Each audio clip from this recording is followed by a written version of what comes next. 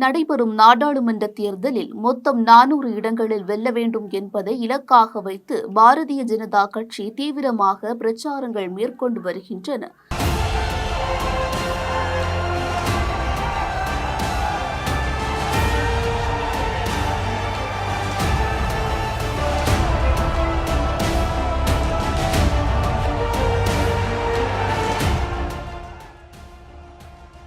அந்த வகையில் பாரதிய ஜனதா கட்சி 400 இடங்களை கைப்பற்ற வேண்டும் என்றால் தென் மாநிலங்களில் கடந்த தேர்தலை விடவும் அதிகப்படியான வாக்குகளை பெற்றால் மட்டுமே 400 இடங்களை கைப்பற்ற முடியும் என்ற நிலை இருக்கிறது.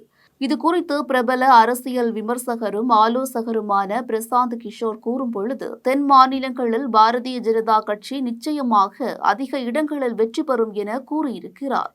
இதற்கிடையே தென்னிந்தியாவில் உள்ள பல மாநிலங்களில் பாரதிய ஜனதா கட்சியின் நிலைமை எவ்வாறு இருக்கிறது என கருத்து கணிப்புகள் நடைபெற்று வருகின்றன. தென்னிந்தியாவை பொறுத்தவரையில் மொத்தம் 192 தொகுதிகள் உள்ளன. இந்த 192 தொகுதிகளில் பாரதிய ஜனதா கட்சி கடந்த முறை 55 இடங்களில் மட்டுமே வெற்றி பெற்றுள்ளது. இதில் கர்நாடகாவில் அதிகபட்சமாக 25 இடங்களில் பாரதிய ஜனதா கட்சி வெற்றி பெற்றது குறிப்பிடத்தக்கது. தற்போதுள்ள சூழ்நிலையில் ஒடிசாவில் உள்ள 21 தொகுதிகளில் பாரதிய ஜனதா கட்சி கடந்த முறை 8 இடங்களில் வெற்றி பெற்றுள்ளது. இந்த முறை அங்கு 15 முதல் 16 இடங்களில் வெற்றி பெற வாய்ப்பு இருப்பதாக கணிக்கப்பட்டுள்ளது. மேற்கு வங்காளத்தை பொறுத்தவரையில் கடந்த முறை நடைபெற்ற தேர்தலில் பாரதிய ஜனதா கட்சி 18 இடங்களை கைப்பற்றியது.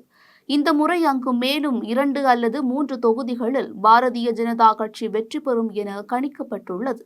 அதே சமயம் தமிழகம் மற்றும் கேரளாவில் ஒரு தொகுதியில் கூட பாரதிய ஜனதா கட்சி வெற்றி பெறாது. அதே சமயம் மிக அதிகமான அளவில் வாக்கு வங்கிகள் பெறலாம் என கணிக்கப்பட்டுள்ளது. அதாவது பாரதிய ஜனதா கட்சிக்கு கிடைக்கும் வாக்கு சதவீதம் மிக கணிசமாக இருக்கும்.